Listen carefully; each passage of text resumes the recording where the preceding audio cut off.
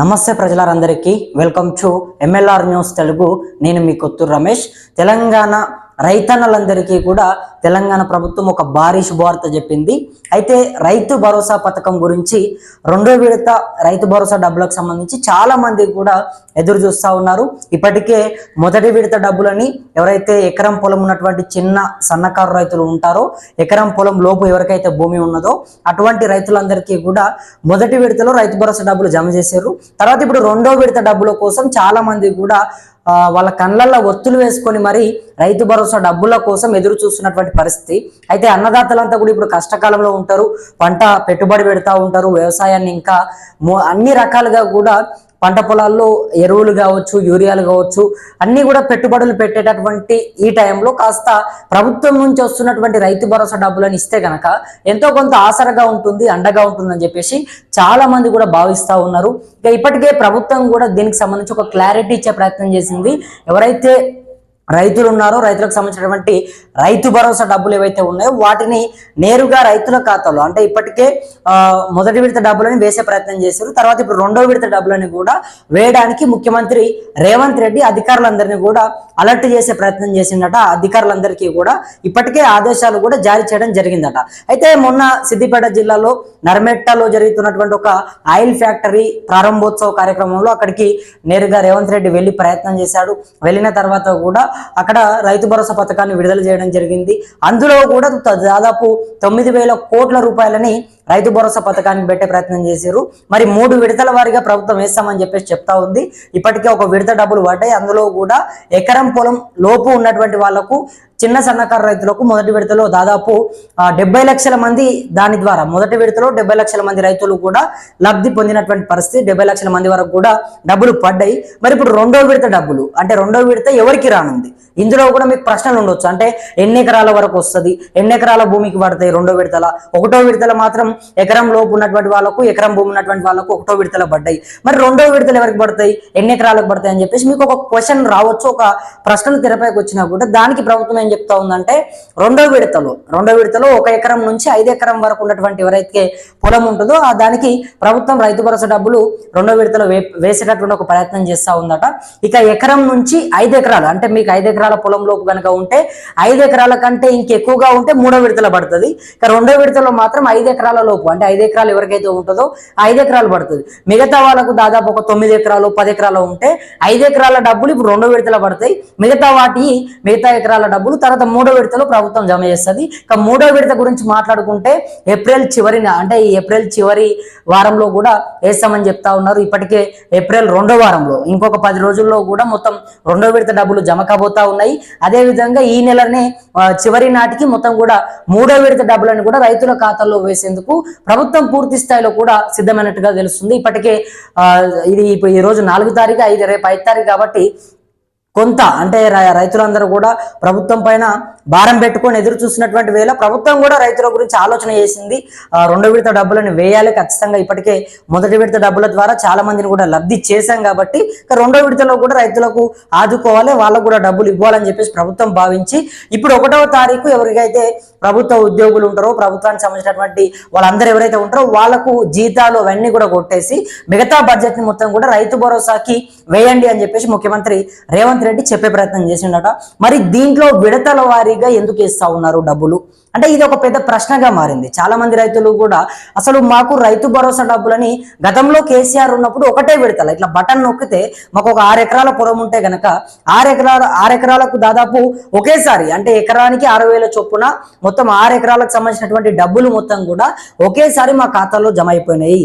ఒకవేళ 5 ఎకరాలు ఉన్నా కూడా దాదాపు ఒక 30,000 రూపాయలు ఒకేసారి పడిపోయినాయి. కానీ రేవంత్ రెడ్డి 3 విడతల వారీగా వేస్తా ఉన్నారు. దీనివల్ల కొంత మాకు ఇబ్బంది అవుతా ఉంది. ఒకేసారి డబ్బులు వస్తే మేము పంట పెట్టుబడికి పెట్టుకోవడానికి ఇంకా కొంత మేలు ఉంటది, మాకు కొంత ఆసరగా ఉన్నట్టుంటది అని చెప్పి చాలా మంది రైతులు చెప్తా ఉన్నారు. ఇంకొంతమంది ఏమో ప్రభుత్వం మాకు కాంగ్రెస్ పార్టీ 15,000 ఇస్తా అన్నది ప్రతి సంవత్సరం అధికారంలోకి రాకముందు. మరి ఇప్పుడు అధికారంలోకి వచ్చిన తర్వాత కేసీఆర్ ఇచ్చినటువంటి 12,000 ఇస్తా ఉన్నారు.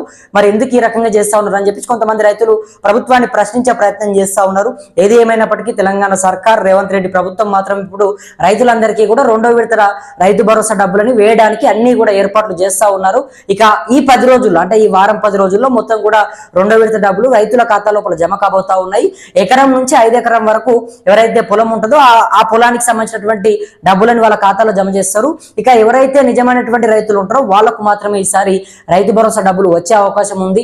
ఎవరైతే నకిలీ రైతులు అంటే వ్యవసాయం చేయకపోయినప్పటికీ ఫ్యాన్ల కింద ఏసీల కింద కూర్చొని సాఫ్ట్వేర్ ఆఫీసులలో కూర్చొని రియల్ ఎస్టేట్ దందాలు చేసుకుంటా ఈ రకంగా ఎవరైతే ఉంటారో అటువంటి వాళ్లకు ఈసారి మాత్రం రైతు భరోసా డబ్బులని ప్రభుత్వం వేసేందుకు ఎక్కడ కూడా అసలు ముందుకు రావట్లేదు. ప్రభుత్వం క్లియర్ గా చెప్తా ఉంది, రాళ్లకు రప్పలకు చెట్లకు గుట్టలకు దేనికి కూడా రైతు భరోసా డబ్బులు ఇవ్వము. రైతు భరోసా అనేటటువంటి ఒక పథకము రైతుల గురించి పెట్టినటువంటి పథకము. రైతులకు కష్టాల్లో ఉన్నప్పుడు పెట్టుబడి పెట్టేటప్పుడు మా తరపు నుంచి ఎంతో కొంత ఆసరాగా ఉండాలని చెప్పేసి పెట్టినటువంటి పథకం కాబట్టి అందులో నేరుగా రైతులకు మాత్రమే ఇస్తామని చెప్పి ప్రభుత్వం చెప్తా ఉంది. ఇప్పటికే పోయినసారి ఇచ్చినటువంటి రైతు భరోసాలోనే చాలా మందిని కూడా పక్కన పెట్టేశారు. సో అప్పట్లో కనుక మనం ఒకసారి చూసుకుంటే అప్పట్లో మొత్తం కూడా ఎవరైతే రాళ్ళకు కానీ రప్పలకు కానీ గుట్టలకు కానీ చెట్టలకు కానీ ఇట్లా భూములకు ఎక్కడైతే లేనటువంటి భూములు ఉన్నాయో ఆ భూములకు రైతు భరోసా డబ్బులను కట్ చేశారు. సో ఇప్పుడు మళ్ళీ తాజాగా శాటిలైట్ సర్వే చేసే ప్రయత్నం చేశారు. శాటిలైట్ సర్వే చేసిన తర్వాత ఎవరైతే పంట సాగు చేస్తా ఉన్నారో అంటే ఒకవేళ మీకు ఒక 10 ఎకరాల భూమి ఉంటే అందులో మీరు ఎన్ని ఎకరాలు పంట పెడతా ఉన్నారు, ఒక 3 ఎకరాలు పంట సాగు చేస్తే ఆ 3 ఎకరాలకు మాత్రమే రైతు భరోసా డబ్బులు ఇస్తారట. మిగతా 7 ఎకరాలకు అయితే డబ్బులు ఇచ్చే ఆలోచనలో కూడా ప్రభుత్వం లేదు అనేటటువంటి కొన్ని అంశాలు కూడా తెరపైకి వస్తా ఉన్నాయి. అయితే మరి ప్రభుత్వం దీనికి ఒక క్లారిటీ ఇవ్వాల్సినటువంటి అవసరం కూడా ఉంది. ఎందుకంటే చాలా మంది కూడా ఇప్పుడు కొంత టెన్షన్ పడతా ఉన్నారు. అంటే మాకు డబ్బులు పడలేదు, అందరికీ పడ్డాయి, మా ఇంటి వెనుకోళ్ళకి పడ్డాయి, మా ఇంటి ముందు పడ్డాయి, మా చుట్టాలకు పడ్డాయి, మా దోస్తులకు పడ్డాయి, కానీ మాకే పడలేవు. ఇట్లా చాలా మంది కూడా టెన్షన్ పడతా ఉన్నారు. సో అటువంటి వాళ్ళు ఎవరు కూడా టెన్షన్ పడాల్సిన అవసరం లేదు. రైతు భరోసా డబ్బులు మీ ఖాతా లోపల జమ చేయడానికి అధికారులు అన్ని విధాలుగా కూడా ప్రయత్నాలు చేస్తా ఉన్నారు, అన్ని ఏర్పాట్లు చేస్తా ఉన్నారు. మీరు నిజమైనటువంటి రైతులైతే, నిజంగా మీరు పంట సాగు చేస్తే, నిజంగా కష్టపడితే, చెమట చుక్క కారిస్తే ఖచ్చితంగా మిమ్మల్ని గుర్తించి మీ ఖాతా లోపల డబ్బులను జమ చేసే ప్రయత్నం చేస్తాము. ఎక్కడ కూడా ఎటువంటి మధ్యవర్తుల ప్రమేయం లేకుండా నేరుగా మీకు రైతు భరోసా డబ్బులు ఇస్తామంటూ కూడా రేవంత్ సర్కార్ చెప్తా ఉంది. మరి వేచి చూడాల్సినటువంటి అవసరం అయితే ఉంది. ఎంతైనా కూడా ప్రభుత్వం ఇంకా ఏమైనా మార్పులు చేయబోతా ఉందా, 2వ విడతలో ఎవరికి కోతలు పెట్టబోతా ఉంది, ఎవరికి డబ్బులు కట్ చేయబోతా ఉంది, ఎటువంటి మార్పులు తెరపైకి తీసుకురాబోతా ఉంది, ఇవన్నీ కూడా కొన్ని ప్రశ్నలుగానే మనకు కనబడతా ఉన్నాయి. మరి ముందు ముందు చూద్దాం అంటే ప్రభుత్వం ఎటువంటి నిర్ణయాలు తీసుకుంటుంది, రైతులకు సంబంధించి, అన్నదాతలకు సంబంధించి, వ్యవసాయ రంగానికి సంబంధించి ఇంకేమైనా అంశాలు తెరపైకి తీసుకొస్తుందా, రైతు భరోసాని ఇదే విధంగా ముందుకు కొనసాగిస్తుందా, లేకపోతే 15,000 రూపాయలు ఇవ్వాల్సినటువంటి అంటే గతంలో చెప్పినటువంటి మాట సో దాన్ని అమలు చేస్తే బాగుంటుందని చెప్పి మీరు అనుకుంటా ఉన్నారు. ఎందుకంటే కొంతమంది చెప్తా ఉన్నారు, దయచేసి ఆ గతంలో చెప్పినటువంటి మాటను నిలబెట్టుకోండి, 15,000 రూపాయలు ప్రతి ఏటా ఇస్తామని చెప్పారు కాబట్టి ఆ 15,000 ఇవ్వండి అని చెప్పేసి కొంతమంది రైతులు కాంగ్రెస్ పార్టీని డిమాండ్ చేస్తా ఉన్నారు. సో మరి ఇప్పుడు కాంగ్రెస్ పార్టీకి మీరేమనుకుంటా ఉన్నారు, మీ అభిప్రాయం ఏంటి, మీ తరపు నుంచి ప్రభుత్వానికి మీరు ఏం చెప్తారో ఒక కామెంట్ మీ తరపు నుంచి కింద కామెంట్ బాక్స్ లో చేసే ప్రయత్నం చేయండి. అదేవిధంగా మన ఛానల్ని సబ్స్క్రైబ్ చేసుకోండి.